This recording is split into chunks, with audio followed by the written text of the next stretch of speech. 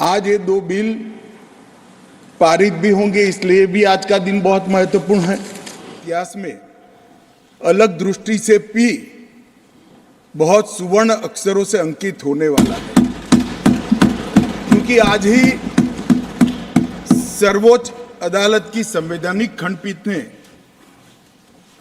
धारा 370 को समाप्त करने का और जम्मू कश्मीर राज्य के पुनर्गठन का विधेयक, जो मैं 5 अगस्त 2019 को इस सदन में मोदी जी के लिए गए निर्णय के अनुमोदना में लेकर आया था, वो बिल लाने की मंशा, बिल का संवैधानिक रूप से स्वीकार और पूरी प्रक्रिया को भी माननीय सर्वोच्च अदालत ने संवैधानिक घोषित किया है, सर्वानुमत से किया है। मान्यवर, बहुत सारे सवाल परसों तक उठाए गए। परसों भी लोकसभा में कहा गया कि ये बिल अभी लंबित है, क्यों जल्दबाजी में ला रहे हैं, सुप्रीम कोर्ट न्याय करेगी, आपको राह देखनी चाहिए। मान्यवर, ये सारे स्टैंड जो थे वो न्याय के लिए नहीं थे। नरेंद्र मोदी जी ने जो निर्णय किया था वो निर्णय को लंबित करने के लिए थे, उस इरादे से किए गए थे। मान्यवर, आज निर्णय कर लिया सुप्रीम कोर्ट ने, और ढेर सारी चीजों को जो भारतीय जनता पार्टी 1950 से बताती थी, और कांग्रेस, विपक्ष और विशेषकर कम्युनिस्ट भाइयों का हमेशा से हम पर आरोप था कि राजनीतिक बातें आप कर रहे हो, ये सारी चीजों को आज सर्वोच्च अदालत ने अमली जामा पहना लिया। न्यायालय ने माना कि जम्मू कश्मीर के पास कभी भी आंतरिक संप्रभुता नहीं थी, जो हमारा कहना था। उन्होंने कहा कि भारत के साथ ट्रीटी के कारण भारतीय संविधान के बाहर राज्य को कोई आंतरिक संप्रभुता नहीं मिलती है, इस बात को सुना। मान्यवर, न्यायालय ने माना कि अनुच्छेद 370 एक अस्थायी प्रावधान था, इसमें कोई शंका कुशंका नहीं है, ये संवैधानिक सत्य है कि धारा 370 अस्थायी समाधान। अब ये कुछ लोगों को पसंद नहीं आता है, और जो नेहरू जी के विचारों के, नेहरू जी के कामों के बड़े प्रशंसक है और अनुयायी है, उनको भी पसंद नहीं आता है जो हम कहते हैं। मगर मैं उनको बड़ी विनम्रता से पूछना चाहता हूं, अगर धारा 370 इतनी ही न्यायिक थी, इतनी ही जरूरतमंद थी, तो इसके सामने एक ही आर्टिकल है मान्यवर, जिसके सामने टेम्पररी शब्द का उपयोग किया गया, वो स्वयं नेहरू जी ने क्यों किया होगा? जो लोग कहते हैं कि धारा 370 परमानेंट है, वो संविधान सभा की मंशा का अपमान कर रहे हैं, संविधान का अपमान कर रहे हैं। मान्यवर, आज सुप्रीम कोर्ट ने कह दिया है कि इसका मतलब यह है, ये जो कहा धारा 370 अस्थायी प्रावधान था, इसका मतलब यह है कि ये दावा याचिकाकर्ता का 370 को कभी हटाया ही नहीं जा सकता। वो दावा सिरे से सुप्रीम कोर्ट ने खारिज कर दिया है कि संविधान को और देश के संसद के सदनों को पूरा अधिकार है धारा 370 हटाने। मान्यवर, न्यायालय ने यह भी माना कि राज्यपाल शासन और राष्ट्रपति शासन की जो उद्घोषणाएं हुई, इस पर भी ढेर सारे सवाल उठा गए कि राष्ट्रपति शासन गलत तरीके से लगाया गया, राज्यपाल शासन गलत तरीके से लगाया गया। इन्होंने भी, सुप्रीम कोर्ट ने यह भी माना कि राज्यपाल शासन और राष्ट्रपति शासन की उद्घोषणाओं को चुनौती देना ठीक नहीं है, ये पूर्ण रूप से संवैधानिक प्रक्रिया के तहत। मान्यवर, अनुच्छेद 370(3) में जो प्रावधान है वो संविधान सभा ने ही तय किया है, जब टेम्पररी इस प्रोविजन को किया गया तब सवाल हुआ है कि टेम्पररी है तो हटेगा कैसे। तो धारा 373 के अंदर एक प्रावधान डाला गया कि सीओ से राष्ट्रपति महोदय धारा 370 में सुधार भी कर सकते हैं, इस पर रोक भी लगा सकते हैं और पूर्णतया संविधान के बाहर भी कर सकते हैं। राष्ट्रपति का जो आदेश था, तत्कालीन राष्ट्रपति का 5 अगस्त 2019 का आदेश सीओ था, इसके माध्यम से राष्ट्रपति जी को पूर्ण अधिकार है अनुच्छेद 370 का संचालन बंद करने का। ये भी आज सुप्रीम कोर्ट ने सर्वानुमत से होल्ड कर दिया है, उसको उस पर मोहर लगाई। इस आधार पर याचिकाकर्ता ने एक तर्क दिया था। याचिकाकर्ता कौन है वो तो सभी लोग जानते ही है, सभी लोग जानते हैं, मैं कोई नाम देना नहीं चाहता। नहीं, नाम देकर क्या करेंगे, यही बोले ही है वो, तो इसमें कोई एक्सपोज करने जैसी बात नहीं। मान्यवर 370 के तहत कोई भी घोषणा करने के पहले जम्मू कश्मीर की संविधान सभा का परमिशन जरूरी है, अनुमोदना जरूरी है, ये उनका क्लेम था। और उसको क्लेम को एक्सटेंड करते हुए आगे ले गए, क्योंकि अब तो जम्मू कश्मीर में संविधान सभा है ही नहीं। तो इसका मतलब ये हुआ कि जम्मू कश्मीर की संविधान सभा के परमिशन के बगैर धारा 370(3) के तहत कोई एक्शन नहीं लिया जा सकता और संविधान सभा समाप्त हो गई है, इसलिए धारा 370 परमानेंट हो गया। मान्यवर, ऐसा आर्गुमेंट मैंने मेरे जीवन में भी, मेरे 5 धाराशास्त्रियों को पूछा कि मेरी समझ में कोई गड़बड़ है या ये डिमांड कोई गड़बड़ है, कि डिमांड तो गड़बड़ है ही है, ये आर्ग्यू कर रहे हैं, उनकी समझ में भी बड़ा प्रॉब्लम है। मान्यवर, आज सुप्रीम कोर्ट ने तय कर दिया कि जम्मू कश्मीर की संविधान सभा समाप्त होने से धारा 370(3) समाप्त नहीं हो जाता है, धारा 370(3) यथावत रहता है।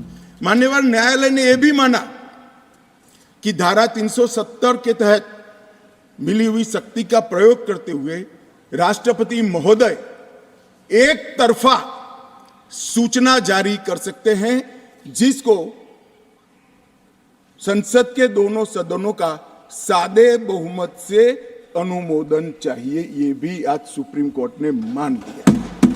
जो कहते थे कि राष्ट्रपति महोदय का सीओ ठीक नहीं है, आज उसका भी जवाब माननीय सुप्रीम कोर्ट ने दे दिया है।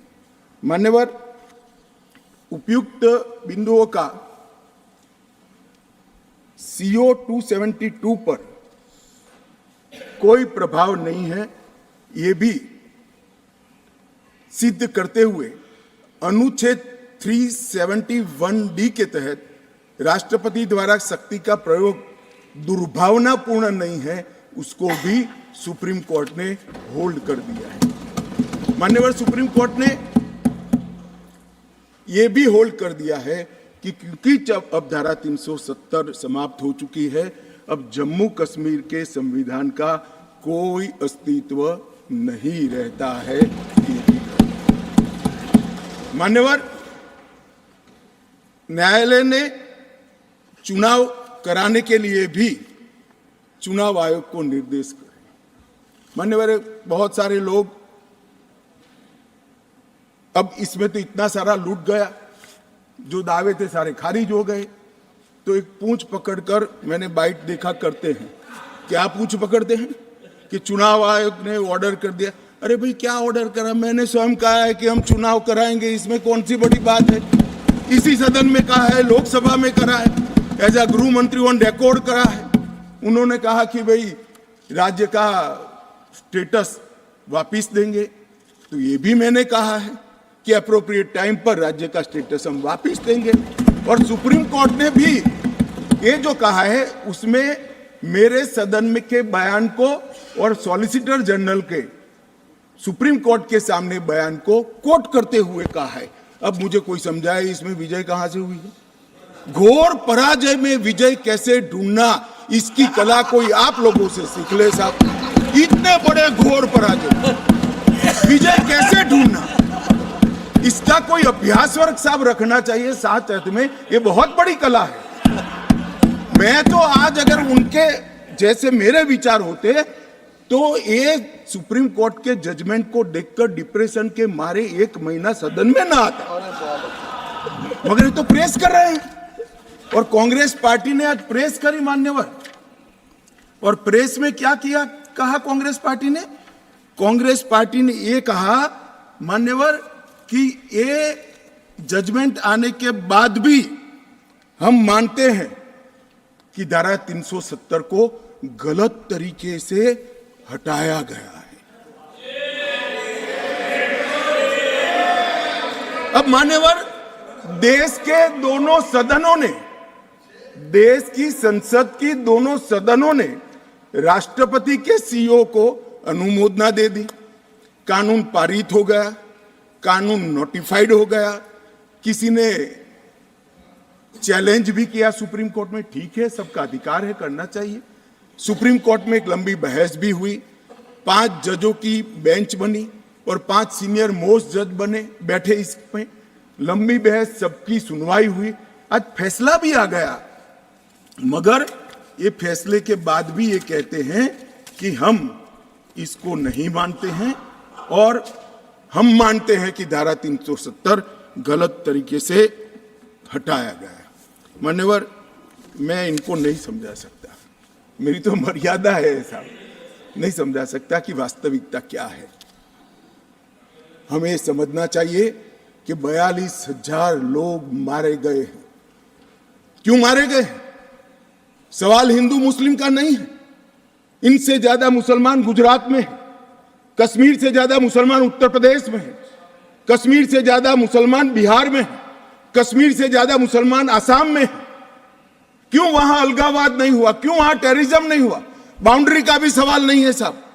कई ऐसे राज्य हैं, राजस्थान की बाउंड्री भी पाकिस्तान से लगती है, गुजरात की बाउंड्री भी पाकिस्तान से लगती। क्यों हुआ? क्योंकि धारा 370 अलगाववाद को बल देती थी और अलगाववाद के कारण आतंकवाद खड़ा हुआ। ये समझना ही नहीं था।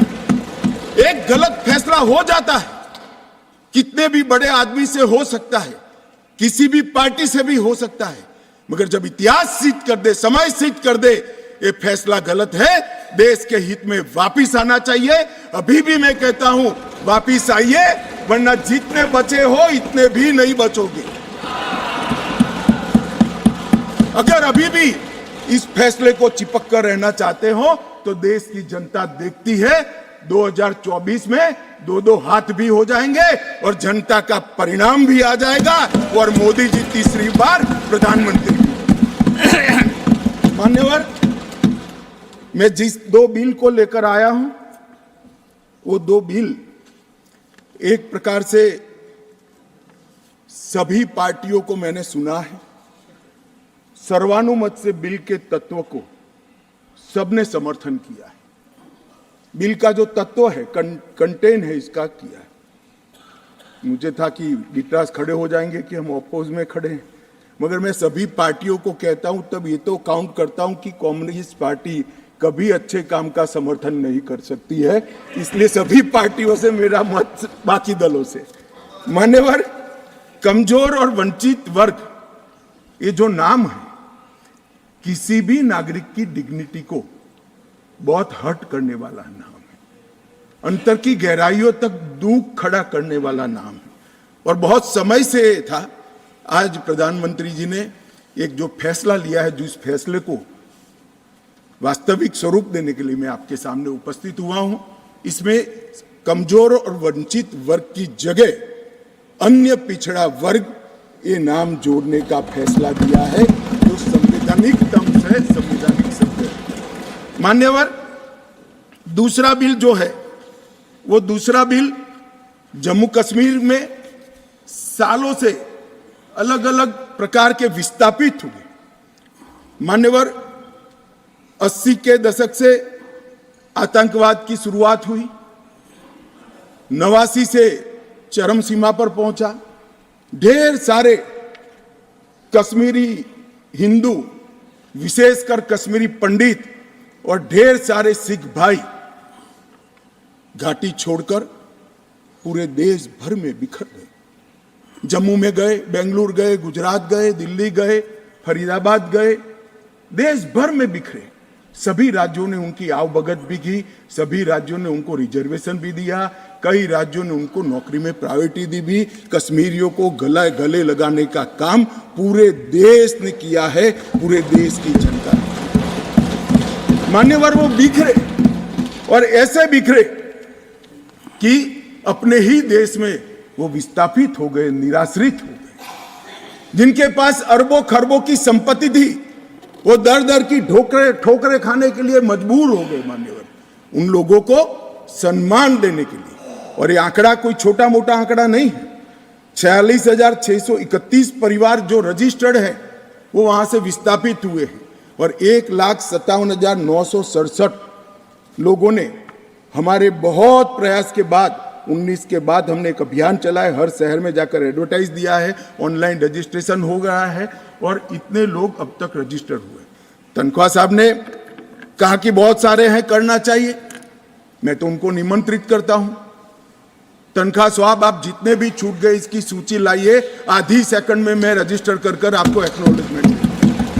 मान्यवर, ऑनलाइन प्रक्रिया है और मैं आज इस महान सदन के माध्यम से देश भर में बिखरे पड़े कश्मीरी पंडित और अन्य विस्थापितों को कहना चाहता हूं, नरेंद्र मोदी सरकार आपको न्याय देने के लिए कमिटेड है। आप मुझे लिखिए, कश्मीर सरकार को लिखिए, किसी भी विज्ञ के बगैर आपका रजिस्ट्रेशन कर दिया जाएगा। आप मतदार भी बनोगे, चुनाव भी लड़ पाओगे और जम्मू कश्मीर के अंदर आप मंत्री बनकर भी जा सकते हो। आपको पूरा मान्यवर, 3 युद्ध भी हुए, 1947 में और 48 में युद्ध हुआ। 31,779 परिवार आज के पाकिस्तान अधिकृत कश्मीर से शरण लेकर भारत में आए। इनमें से 26,319 परिवार तत्कालीन जम्मू कश्मीर राज्य में बसे और शेष 5,460 परिवार अन्य भागों में बसे। दूसरा युद्ध हुआ 65 और 71 का, और छम्ब और नियाबत क्षेत्र से लगभग 10,065 परिवार विस्थापित हुए। 3500 परिवार 65 के युद्ध में हुए और इतने ही करीब 71 के युद्ध में हुए। अब तक 47, 65 और 71 के युद्धों में लगभग 41,844 परिवार विस्थापित हुए हैं। उनको भी भारत सरकार ने ढेर सारी चिंता करी है, मैं आगे बताता हूं। मगर ये बिल जो है मान्यवर, 3 सीटें, 2 जम्मू कश्मीर से विस्थापित परिवारों के लिए और 1 सीट पाक ऑक्यूपाई कश्मीर से विस्थापित आए हुए कश्मीरी भाइयों के लिए रिजर्व करने का काम नरेंद्र मोदी जी ने बहुत मन के साथ, चाव के साथ और संवेदना के साथ किया। मान्यवर, ये जो फैसला है उसी एक्ट का हिस्सा है जिस एक्ट को सब चैलेंज करते हैं। मैं उनको बताना चाहता हूं, जब आप 5 अगस्त 2019 के बिल को चैलेंज करते हो, तब आप डिलिमिटेशन कमीशन एक्ट को भी चैलेंज करते हो। ये मत भूलो कि आप इनके रिजर्वेशन के खिलाफ बात करते हो।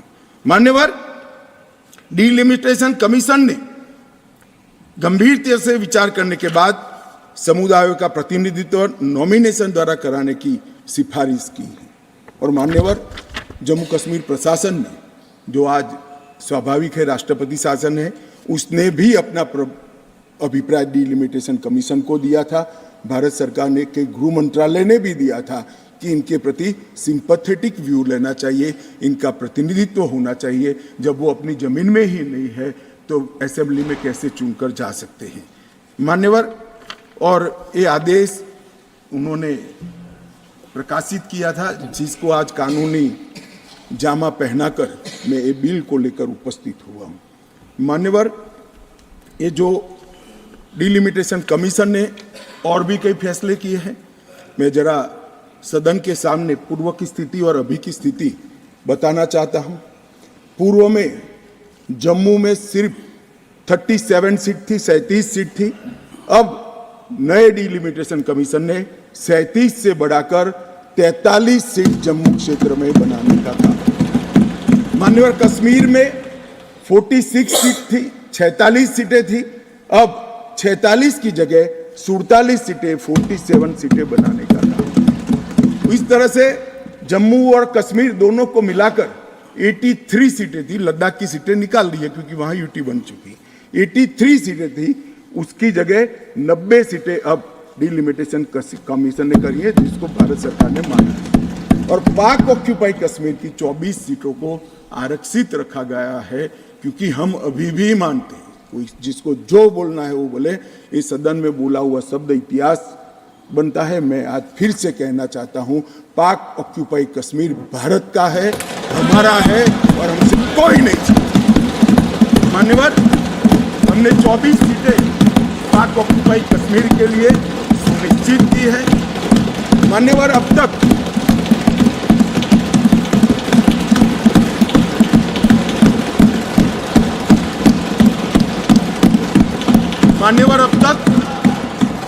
SC ST की सीटों में बड़ी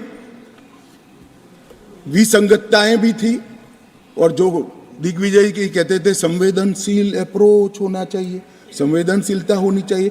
SC ST के प्रति संवेदना से ही ये निर्णय हुआ है। पहले जो 7 सीटें थी SC की, उसको हमने बरकरार रखा, और ST की सीट शून्य थी क्योंकि धारा 377 परमिट नहीं करती थी, अब परमिट करती है। 9 सीटों को रिजर्व कर दिया।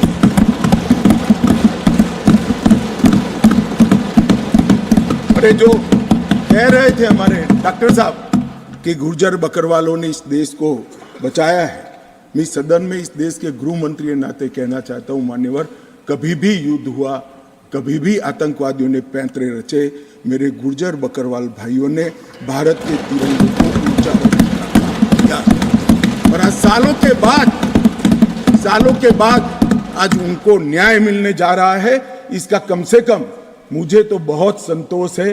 किसी को संवेदनशीलता दिखे या न दिखे, 75 साल तक उनका अधिकार जो भारत के संविधान ने दिया था, कौन रोक कर बैठा था उसको? कौन रोक कर बैठा था? क्या कोई जवाब दे सकता है? जम्मू कश्मीर के ST भाइयों के अधिकारों को कौन रोक कर? ये 3 परिवार रोक कर बैठे थे मान्यवर, जो 370 को एंजॉय कर रहे मान्यवर। और इसके अलावे भी ओपन सीट में भी वो लड़ सकते हैं। माननीय दिग्विजय सिंह ने कहा, माननीय सदस्य ने कहा कि भाई इसमें स्पष्टता नहीं है, इनको कितनी मिलेगी, इनको कितनी मिलेगी। मैं फॉर इंफॉर्मेशन दिग्विजय सिंह को कहना चाहता हूं, ये इन प्रिंसिपल बिल है। ट्राइबल डिपार्टमेंट और OBC डिपार्टमेंट से अलग से इसके बिल आएंगे, जिसमें इसके रिजर्वेशन की सीटों की और चिन्हित करने की व्यवस्था होगी। वो एक अलग प्रक्रिया है, मगर ये स्पष्टता से कर देते हैं। मैं दिग्विजय सिंह को बहुत अच्छे तरीके से जानता हूँ साहब। जब भी वो हंसकर बोलते हैं तब बहुत समाज के अंदर डिस्टर्बेंस होता है। बड़ा रिकॉर्ड है उनका, मैं रिकॉर्ड को जानता हूं। आज भी हंसकर बोले, मैंने बोला क्या निहितार्थ थे, फिर मैंने ध्यान से उनकी चीज को याद कर सोचा तो मुझे मालूम पड़ा कि इन्होंने कहा कि भाई किसी का छीनकर तो नहीं लगू। ये गुर्जर और बकरवाल को लड़ाना चाहते हैं, गुर्जर और बकरवाल को लड़ाना चाहते हैं। मैं आज फिर से कह देता हूं मान्यवर, बैठ जाइए दिग्विजय जी, अब हो गया, लोग समझ चुके हैं आपको, बैठ जाइए। मान्यवर, he is not yielding. He is not yielding. He is not yielding. Go ahead. Honorable Home Minister. He is not yielding. He is not yielding. मान्यवर, मैं स्पष्टता करना चाहता हूं, गुर्जर भाइयों की एक भी सीट लिए बगैर बड़े संवेदनशीलता से बकरवाल भाइयों को दिया जाए, हमें कोई आपत्ति। गुर्जरों को जो फायदा मिला है उसमें कोई बदलाव नहीं होगा। ट्राइबल के सारे फायदे एजुकेशन में और बाकी सारे नौकरियों के रिजर्वेशन में जितने भी फायदे गुर्जर भाइयों को मिल रहे हैं, पहाड़ियों को मिल रहे हैं, वो पहाड़ियों को जो भी मिलेगा वो उसके अलावे मिलेगा। एक भी नौकरी ना खत्म होगी, ना एक भी शिक्षा की सीट खत्म होगी, पूरा का पूरा अधिकार आपका भी रहेगा, उनका भी। मान्यवर, एक बहुत बड़ी चर्चा चली कि जवाहरलाल नेहरू जी का कश्मीर के लिए कंडक्ट और इस पर हमारा नजरिया थोड़ा तंग है। जहां तक तंग नजरिए का सवाल है साहब, देश की एक भी इंच जमीन का सवाल है, हमारा नजरिया तंग रहेगा, हम दिल बड़ा नहीं कर सकते। किसी को अधिकार नहीं है अपने बड़े हृदय को दिखाने के लिए देश का एक भूभाग देश से चला जाए और मूक दर्शक बनकर खड़े रह जाए, किसी को अधिकार नहीं। मैं आज फिर से कहता हूं, ये आरोप से मैं सहमत हूं, हमारा नजरिया तंग है। देश की एक इंच जमीन भी जाती है तो इसके लिए भारतीय जनता पार्टी का हर कार्यकर्ता सर्वोच्चता से संघर्ष करेगा, लड़ाई करेगा और लड़ेगा। हमें कोई इसमें शर्म की बात नहीं। मान्यवर, मैं कुछ बातें कहना चाहता हूं। बहुत कुछ कहा है, अभी कहा गया नेहरू के कारण कश्मीर यहां है, नेहरू जी के न होते तो शायद ये बिल ही नहीं आता और कश्मीर होता ही नहीं, इस तरह से कहा। मैं आज कहना चाहता हूं कि जो आजादी के बाद भारत की रचना को जानते हैं उनको मालूम होगा हैदराबाद में इससे भी बड़ा प्रॉब्लम हुआ था। क्या जवाहरलाल जी गए थे क्या?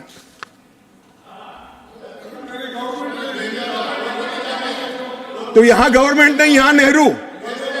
क्या कर रहे हो खड़गे जी, अभी भी वापस आओ।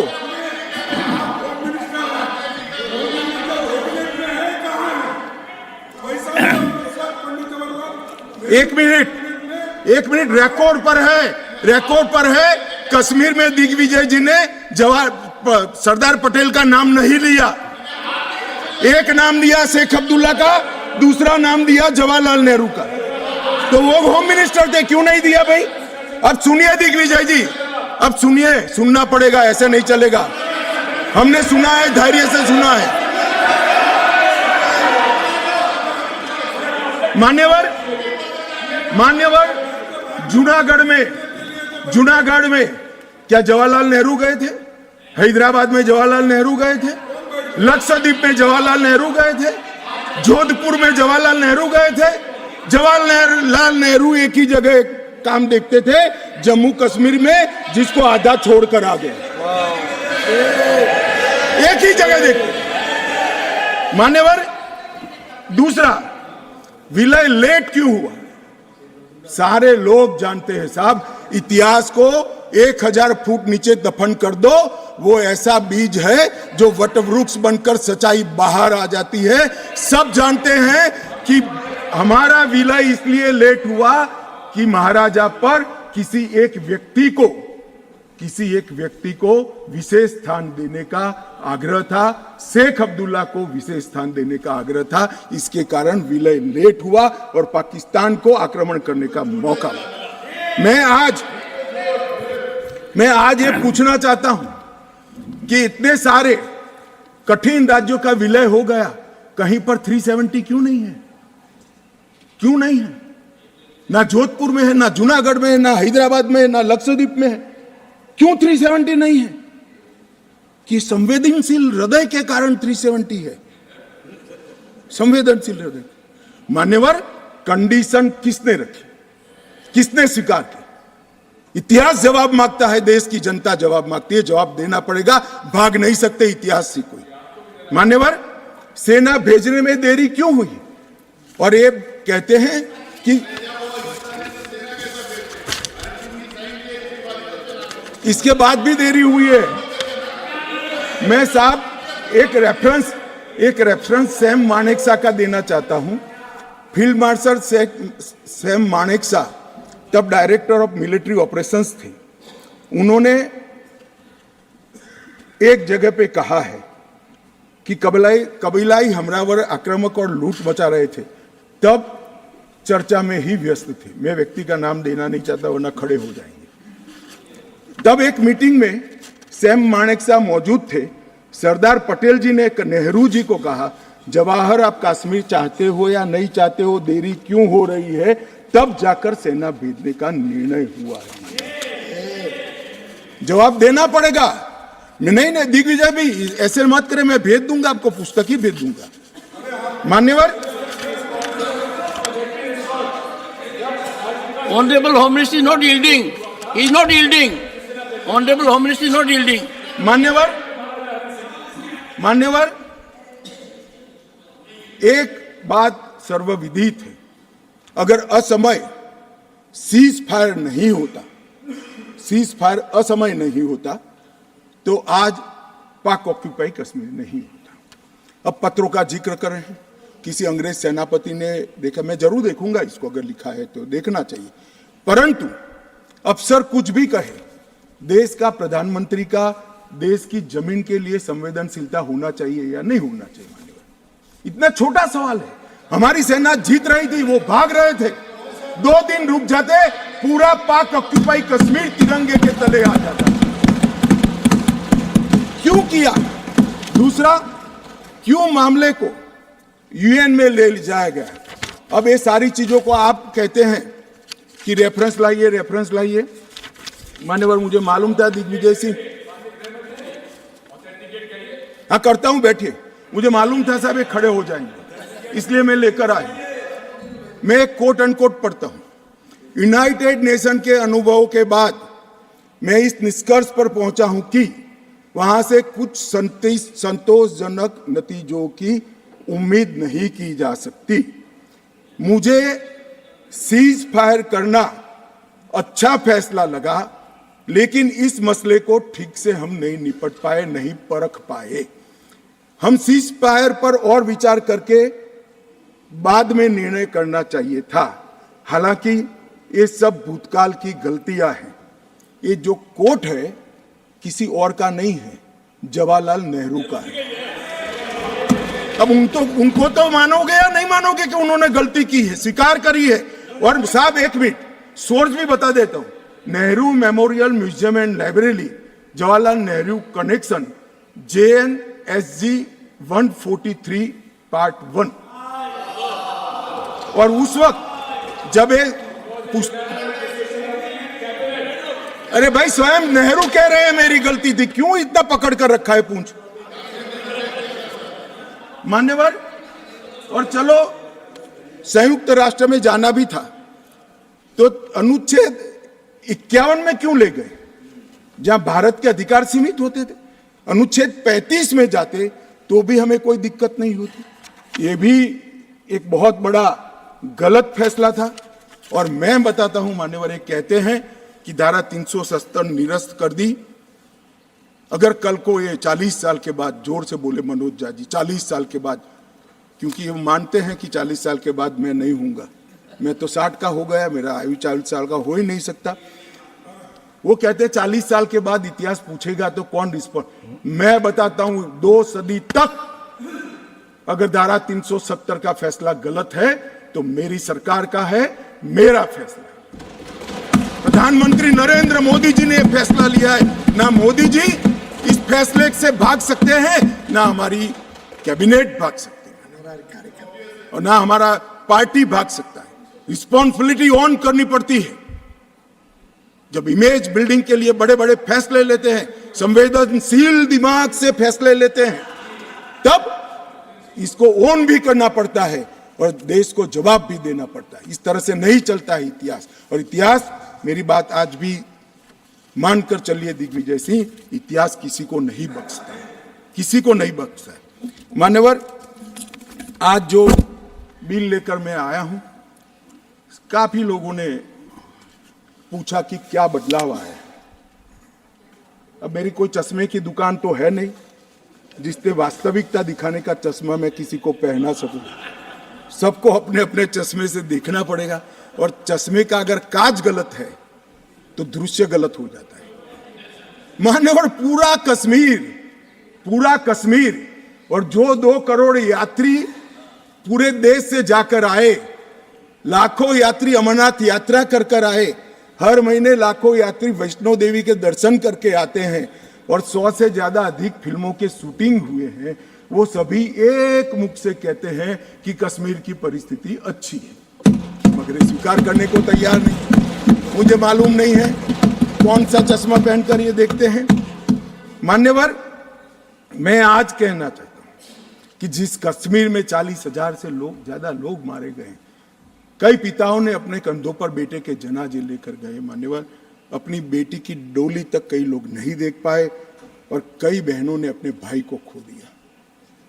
इनकी वेदना, हृदय अगर संवेदनशील है तो ही इसका अनुभव कर सकते हैं, मगर हमारे हृदय में जिनके हाथ में हथियार है, इसके लिए ही संवेदना है, तो इसका रास्ता मेरे पास नहीं है। मान्यवर, मैं इनकी मदद नहीं कर सकता, क्योंकि हमारे लिए मन में संवेदना है कश्मीर के युवा के लिए, कश्मीर की बच्चियों के लिए और घाटी के भविष्य के लिए संवेदना है, आतंकवादियों के लिए नहीं। मान्यवर, मैं समझता हूं कि आज आर्टिकल 370 समाप्त होने के बाद और उसके पहले भी नरेंद्र मोदी जी की सरकार आई 2014 में, आज युवाओं का भविष्य ब्लैक नहीं है, परंतु स्कूल का ब्लैक बोर्ड उनका भविष्य बन गया है, वो पढ़ाई लिखाई। जो युवा मान्यवर पत्थर लेकर घूमते थे, मोदी सरकार ने, इस प्रधानमंत्री ने इसके हाथ में लैपटॉप पकड़ाने का काम किया है, पूरी दुनिया का एक्सेस। और आतंकवाद और अलगाववाद की बात करने वाले लोग धारा 370 कर आधार बनाकर अलगाववाद की बात करने वाले लोग, आज जो लोग बात करते हैं उनकी कश्मीर की जनता अनसुनी करती है, डेमोक्रेसी और डेवलपमेंट की बात करती है। मान्यवर, ये आज बदलाव हुआ है। अभी कह रहे थे कि मैंने सदन में कहा था कि आतंकवाद समाप्त हो जाएगा। मैं मेरे जीवन में बोला हुआ भूलता नहीं हूं और जो बोलता हूं उसको ओन करता हूं। मैंने कहा था कि 370 के कारण अलगाववाद की भावना समाप्त हो जाएगी और जब अलगाववाद की भावना समाप्त होगी, सहन आतंकवाद कम हो जाएगा, समाप्त हो जाएगा। मान्यवर, ये बीच मझधार में 40 साल इन्होंने गलतियां करी, 80 के दशक से गलतियां करते आए, संवेदनशील हृदय से सोचते रहे, संवेदनाएं हथियार उठाने वालों के लिए रखे और इस 40 साल की गलती को ऐसा सोचते हैं कि मोदी जी के 4 साल में सुधर जाएगा। मगर आपकी बात सही है, अपेक्षा ऐसी ही रखनी चाहिए। मैं अब विषय पर मान्यवर, मैं बहुत पास में नहीं जाता। जब चरम सीमा पर थे तब तो आंकड़े बहुत भयावह थे, 90 के दशक में बहुत भयावह आंकड़े थे, परंतु मैं यूपीए शासनकाल की बात करना चाहता हूं। 2004 से 14 जब सोनिया जी और मनमोहन जी की सरकार थी, कुल आतंकवादी घटनाएं 7,217 हुई थी और अब आतंकवादी घटनाएं सिर्फ 2,197 हुई है। ये 10 साल। अब सुन लीजिए, बाद में मुद्दा खड़ा करिए खड़गे जी। 70% की कमी हुई है मान्यवर, 70% की कमी हुई और उसमें धारा 370 हटाने के बाद केवल और केवल 4 साल ही गए। सिक्योरिटी फोर्स और नागरिक टोटल 2829, करीब 3,2900 नागरिक और सिक्योरिटी फोर्सेस मारे गए। अब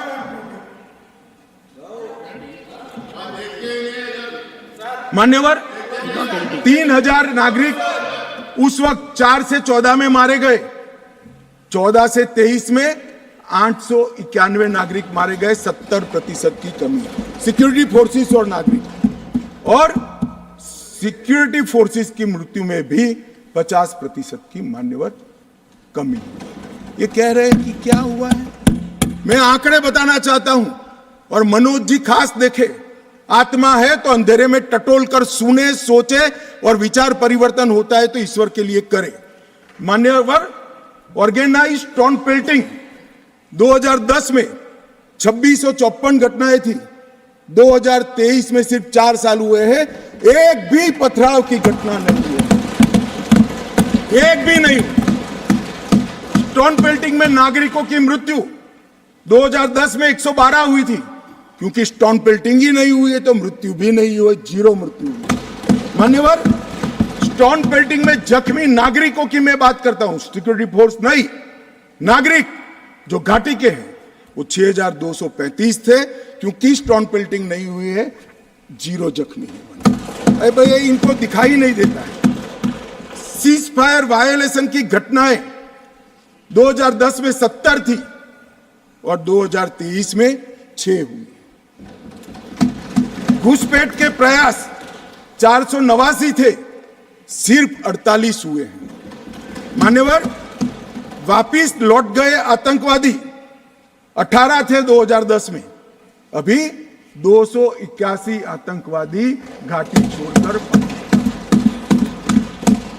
ये संवेदनशीलता का नमूना है नागरिकों के प्रति। मान्यवर, मैं आज बताना चाहता हूं आपको, इसलिए बताना चाहता हूं कि हमने सिर्फ टेररिज्म के खिलाफ आवाज नहीं उठाया है, टेररिज्म के खिलाफ आवाज नहीं उठाया, इस पर आक्रामक कार्यवाही करी, ऐसा नहीं है। हमने टेररिज्म की इको सिस्टम को खत्म करने का काम किया। जो टेररिज्म को फाइनेंस करते थे उन पर भी काम किया है। एनआईए द्वारा टेरर फाइनेंस के केस 32 रजिस्टर किए गए 2014 के पहले, एक भी केस।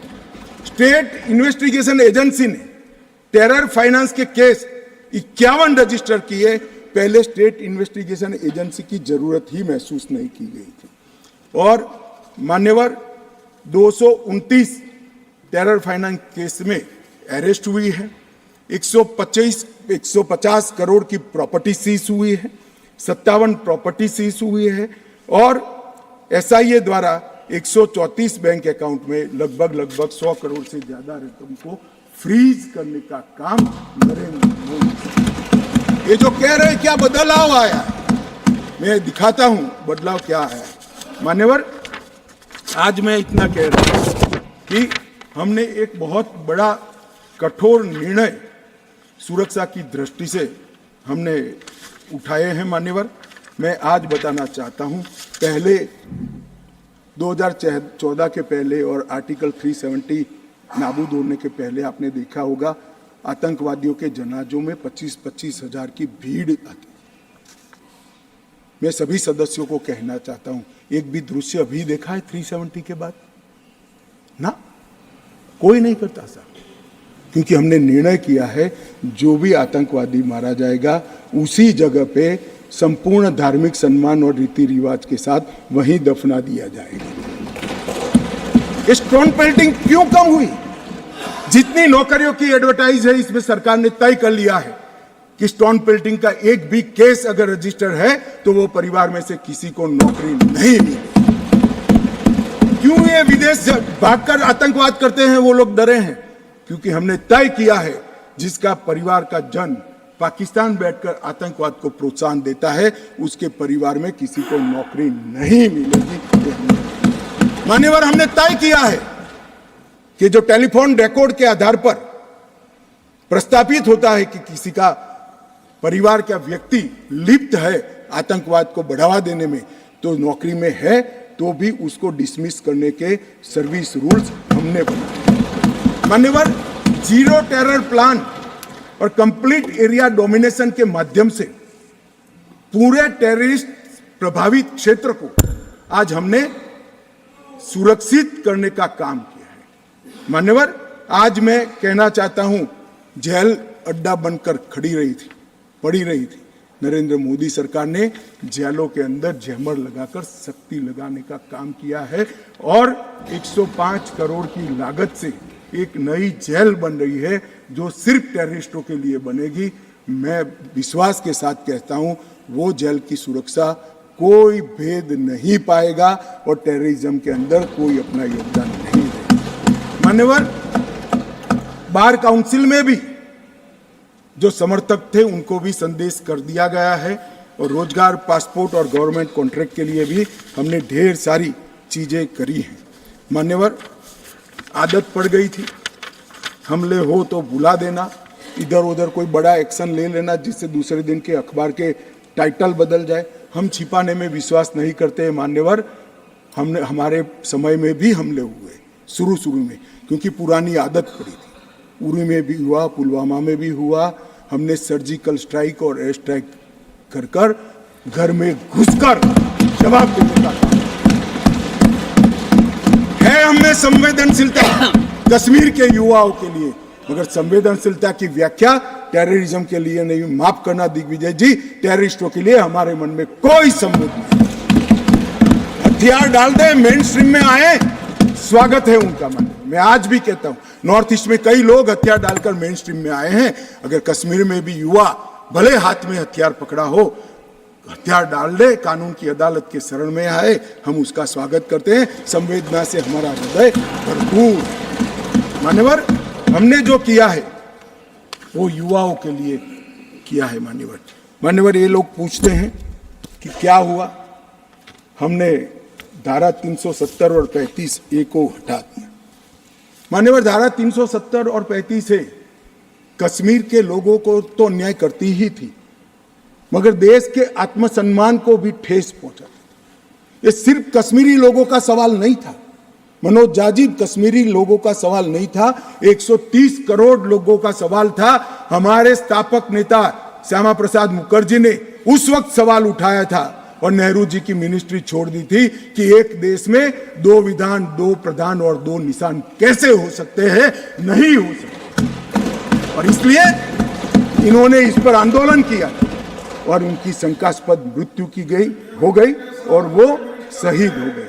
मान्यवर, आज मुझे आनंद है, कश्मीर के लिए मरने वाला हर फौजी, छोटे से छोटा व्यक्ति, नागरिक से लेकर श्यामा प्रसाद मुखर्जी तक, जिनने बलिदान दिया है, वो सभी लोगों की आत्मा आज इस देश में से 2 विधान, 2 निशान और 2 प्रधान समाप्त कर संतुष्टि का सांस लेगी। आज सुप्रीम कोर्ट का फैसला मान्यवर ऐतिहासिक फैसला है और ये फैसले को मैं बहुत मन के साथ 130 करोड़ की जनता की ओर से स्वागत भी करता हूं और अभिनंदन। मान्यवर, आज एक संविधान, एक राष्ट्रध्वज और एक प्रधानमंत्री बन चुका है।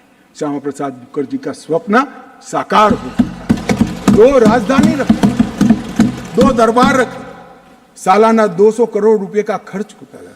मान्यवर, अब एक केंद्रीय कानून है, जो केंद्रीय कानून है सभी राज्यों में जाता है, ऐसे कश्मीर में भी जाता है। मान्यवर, कश्मीरी, डोगरी, हिंदी, इसको पहली बार मान्यता देने का काम प्रधानमंत्री नरेंद्र मोदी जी ने किया। 35A के तहत कश्मीर की महिलाओं को न्याय देने का काम प्रधानमंत्री नरेंद्र मोदी जी ने किया। मान्यवर, शिक्षा हो, नौकरी हो, पहली बार रिजर्वेशन देने का काम प्रधानमंत्री नरेंद्र मोदी जी ने। पहली बार एसटी समुदाय को विधानसभा में आरक्षण देने का काम नरेंद्र मोदी जी ने। राइट टू एजुकेशन एक्ट पहली बार धारा 370 जाने के बाद वहां हुआ। भूमि अधिग्रहण, पुनर्वसन और पुनर्स्थापना में उचित मुआवजा का कानून पहली बार जम्मू कश्मीर में धारा 370 में। फॉरेस्ट राइट्स एक्ट पहली बार 370 समाप्त होने के बाद। SC/ST prevention of atrocity act पहली बार जम्मू कश्मीर में 370 जाने के बाद। विसल ब्लोअर प्रोटेक्शन एक्ट पहली बार जम्मू कश्मीर में 370। साहब, ये विसल ब्लोअर, ये भ्रष्टाचार के जुड़ा हुआ मामला है। जम्मू कश्मीर के किसी भी नागरिक को पूछो, सिफारिश के सिवाय नौकरी नहीं मिलती थी। बड़ी परेशानी थी, भ्रष्टाचार होता था, क्योंकि 3 ही परिवारों का शासन। क्यों विसल ब्लोअर प्रोटेक्शन एक्ट वहां लगाएंगे? अभी झारखंड में किसी MP के यहां, मैं किस दल के हैं कहना नहीं चाहता, पूरी दुनिया जानती है, इतनी सारी कैश मिली कि बैंक के कैशियर कहते हैं हमने भी इतनी कैश कभी देखी नहीं है। गिनते गिनते 5 दिन हो गए, 27 मशीनें गर्म हो गई मान्यवर, गर्म हो गई, मशीनें बंद हो गई, मगर अभी समाप्त नहीं होता है। और एक भी एक घमंडिया गठबंधन ने इसकी टीका भी नहीं की है, उसको सस्पेंड भी नहीं किया, एक भी। मान्यवर ये खड़े हो गए,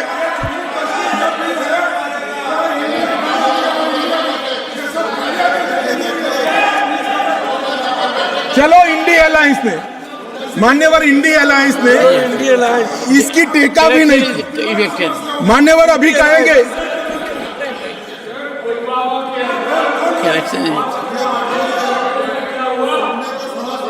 correction is elected, but take it. मान्यवर मुझे मालूम है नहीं बैठेंगे, क्योंकि ओबीसी को सम्मान देना है, महिलाओं को रिजर्वेशन देना है, ये नहीं बैठेंगे, मुझे पूरा भरोसा है। वॉकआउट करेंगे, कितनी भी कटु बात को हम सुन लिए, अब आप जवाब नहीं सुनोगे, क्या बात है? 6 घंटे तक मैंने सुना है आपको, कैसे ना नहीं सुनोगे मुझे?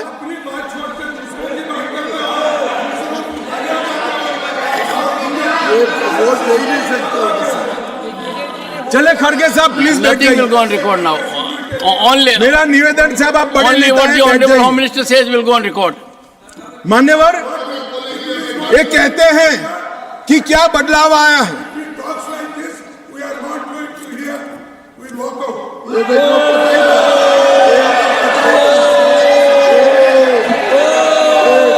ओबीसी बोलिए साहब, वापस ओबीसी बोलिए, महिला ओबीसी।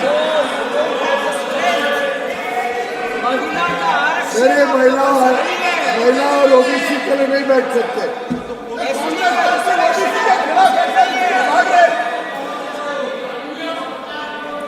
मान्यवर बहुत सारे पीयूष भाई जैसे भले हृदय के लोगों को था कि ये जवाब सुनेंगे, मैं इनकी ऑफिस में कॉफी पीने के लिए गया, मैंने कहा नहीं सुनेंगे। तो पीयूष भाई ने मुझे पूछा क्यों नहीं सुनेंगे, मैं कोई कांग्रेस पार्टी ओबीसी विरोधी पार्टी है, इसलिए निश्चित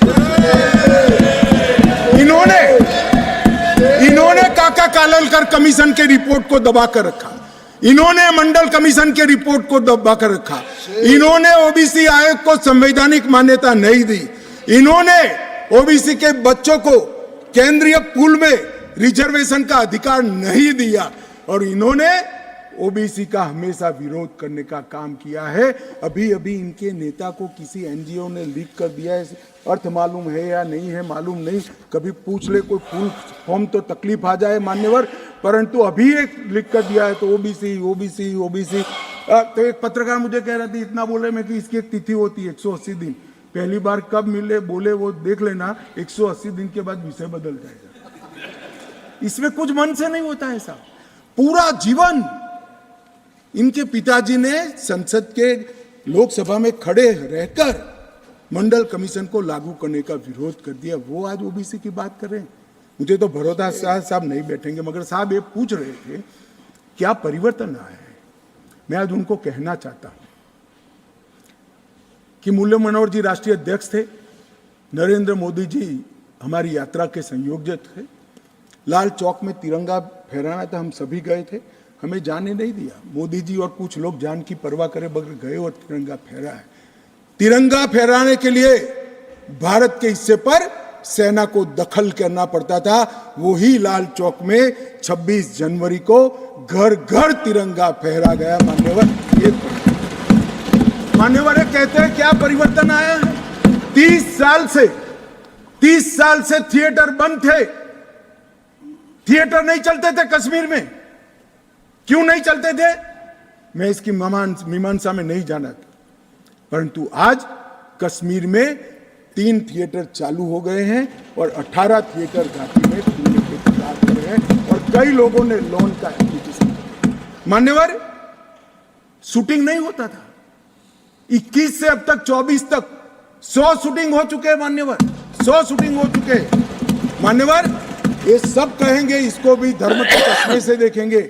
मैं आज कहना चाहता हूं कि मुहर्रम का जुलूस भी 30 साल तक नहीं निकला था, अभी नरेंद्र मोदी सरकार के समय मान्यवर, इनको बदलाव दिखाई नहीं पड़ेगा। जैसे मैंने कहा, उनके चश्मे में खराबी है, वो आज भी गलती स्वीकार करने के लिए तैयार नहीं है। मगर मैं उनको कहना चाहता हूं कि देश आपकी स्वीकृति का मोहताज नहीं है। देश की जनता अब समझ चुकी है कि कश्मीर के सवाल के मूल में जवाहरलाल नेहरू की गलतियां थी, वो पूरा देश। मान्यवर, जीएसडीपी वो डेवलपमेंट का बड़ा द्योतक होता है। 1 लाख करोड़ का जीएसडीपी था 2014-15 में, और आज 2,27,927 डबल हो चुका है। डिग्री कॉलेज 94 थे, आज 147 है। ना आईआईटी था, ना आईएम था, ना एम्स था। आईआईटी भी खुल चुका, आईएम भी खुल चुका, 2 एम्स की प्रक्रिया चल रही है। एक खुल चुका है, दूसरा खुल जाएगा। मेडिकल कॉलेज 4 थे, 7 नए मेडिकल कॉलेज खुले। नर्सिंग कॉलेज 1 भी नहीं था, 15 नर्सिंग कॉलेज खुले। मेडिकल सीट 500 थी, आज 1300 मेडिकल सीटें हैं। पीजी मेडिकल सीट 367 थी 70 साल में, आज 297 नई जोड़ने का काम नरेंद्र मोदी सरकार ने किया। मिड डे मील के तहत सिर्फ रिकॉर्ड पर, करप्शन तो जो होता होगा, रिकॉर्ड पर 6 लाख बच्चों को भोजन मिलता था, आज 9,31,000 बच्चों को भोजन मिलता है मान्यवर। 30 लाख से टूरिस्ट का आंकड़ा 2 करोड़ पार कर गया मान्यवर। ये बताता है घाटी में ठीक है। 1485 से अधिक होम स्टे, अभी बताया जांगड़ा जी ने कि पहचान छुपा कर जाना पड़ता था, अच्छी गाड़ी में नहीं बैठ सकते थे, परिचय नहीं दे सकते थे। यहाँ घाटी के मुसलमान भाइयों के वहां होम स्टे चल रहा है, और गुजरात, महाराष्ट्र, बंगाल से जाने वाले व्यक्ति इनके घर में रहकर खाना खाकर घाटी का लुत्फ लगभग 10,000 बिस्तर होम स्टे के अंदर हो गए मान्यवर। और प्रधानमंत्री ग्राम सड़क योजना प्रतिवर्ष 1100 का एवरेज था, अब 8,086 किलोमीटर का एवरेज बना है। 47 स्मार्ट सिटी के तहत योजनाएं थी, आज 173 है। प्रधानमंत्री आवास सिर्फ 24,000 बने थे, आज 1,45,000 बने हैं। घरेलू नल कनेक्शन सिर्फ 7,82,000 थे, आज 13,54,000 बने हैं। गठित की गई सेल्फ हेल्प ग्रुप 4,000 थी, आज 19,000 है। माननीय शिशु मृत्यु दर जो सबसे कठिन हेल्थ पैरामीटर है, इसका गिरावट बहुत कठिनता के साथ होता है। जो हेल्थ के पैरामीटर्स को जानते हैं उनको मालूम होगा। 1,000 पर 22 शिशु मारे जाते थे, आज 1,000 पर सिर्फ 16 शिशु मारे जाते हैं। 47 जन औषधि केंद्र थे, आज 227 जन औषधि केंद्र वहां पर स्थापित हो चुके हैं। मान्यवर, इनको दिखाई नहीं पड़ेगा। मैं आज चले गए हैं, मगर दिग्विजय जी को कहना चाहता हूं, ये नरेंद्र मोदी जी के हृदय की संवेदना है कि घाटी और जम्मू में इतना बड़ा बदलाव डेवलपमेंट के क्षेत्र के अंदर हुआ है। मान्यवर, सिर्फ हाइड्रो इलेक्ट्रिसिटी में 30,000 करोड़ का भारत सरकार ने इन्वेस्ट किया। रेलवे का पैसा अलग, नेशनल हाईवे का पैसा अलग। मान्यवर, लगभग पेंशन के लाभार्थी सिर्फ 6 लाख थे, रजिस्ट्रेशन नहीं होता था जम्मू की साइड से। अब ट्रांसपेरेंट रजिस्ट्रेशन के बाद 10 लाख लाभार्थी पेंशन के हो गए हैं। फूड सिक्योरिटी का कवरेज 43.8% था, आज 100% हो चुका है। हेल्थ कवरेज देश भर में एकमात्र राज्य ऐसा है जहां प्रधानमंत्री आयुष्मान भारत योजना मान्यवर सिर्फ गरीबों के लिए नहीं है, गरीब से लेकर धनी से धनी तक, फारूक अब्दुल्ला जी तक, सभी को प्रधानमंत्री आयुष्मान भारत योजना का फायदा मिलता है। ओपन डेफिकेशन 50 से 60% था, अब 100% है। ऑनलाइन सर्विसेज सिर्फ 60 सेवाओं में थी, आज 1100 सेवाओं में ऑनलाइन सर्विसेज हो गई है। और स्पोर्ट्स में युवाओं की भागीदारी सिर्फ 2 लाख थी, आज 2022 में जम्मू कश्मीर के 60 लाख युवाओं ने खेलों में हिस्सा लिया। मान्यवर, पूछते हैं कि क्या बदलाव आया, मैं इनको ही बताना चाहता हूं। और मान्यवर, ढेर सारी चीजें हैं, अब ये चले गए हैं, मैंने दूसरे सदन में भी बताया, मगर मैं देश की जनता को विश्वास दिलाना चाहता हूं कि मोदी जी ने लाल किले से प्राचीर से इस देश को वादा किया था, और मोदी सरकार और प्रधानमंत्री स्वयं इस चीज पर अड़ग कि कश्मीर के युवाओं को हाथ में कभी बंदूक नहीं लेनी पड़ेगी, पत्थर नहीं लेने पड़ेंगे, इनके हाथ में लैपटॉप और किताबें भी होगी। नए कश्मीर की शुरुआत होगी। मान्यवर, आतंकवाद मुक्त कश्मीर बनने की शुरुआत हो गई है। नया कश्मीर, विकसित कश्मीर, जब विकसित भारत बनेगा, कश्मीर देश के सभी राज्यों के समकक्ष होकर वहाँ पर खड़ा होगा। दुनिया भर के यात्री आएंगे ऐसे कश्मीर की रचना के लिए। ये जो विधेयक लेकर मैं आया हूँ, मैं आपको निवेदन करता हूँ सभी लोगों को।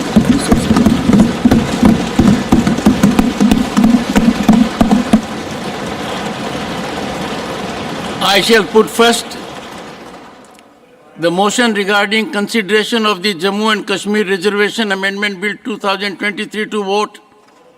The question is that the Jammu and Kashmir Reservation Amendment Bill 2023 as passed by Lok Sabha be taken into consideration. Those in favor, please say aye. Aye. Those against will please say no. I think the ayes have it, the ayes have it, the ayes have it. The motion is adopted. We shall now take up clause by clause consideration of the bill. Clause 2 stands part of the bill. Those in favor will please say aye. Aye. Those against will please say no. I think the ayes have it, the ayes have it, the ayes have it. Clause 2 is adopted.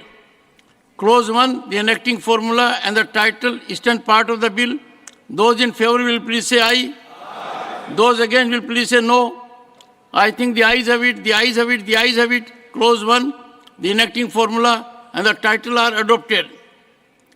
Shri Amit Shah to move that the bill be passed. महोदय, मैं प्रस्ताव करता हूं कि विधेयक को ये सदन पारित करे। Motion moved that the bill be passed. The question is that the bill be passed. Those in favor will please say aye. Aye. Those against will please say no. I think the ayes have it, the ayes have it, the ayes have it. The bill is passed. वो लोग तो भाग गए हो तो vote नहीं कर सकते ओबीसी महिलाओं के लिए। I shall now put the amendment moved by Dr. John Britas for reference of Jammu and Kashmir Reorganization Amendment Bill 2023 as passed by Lok Sabha to Select Committee of the Rajya.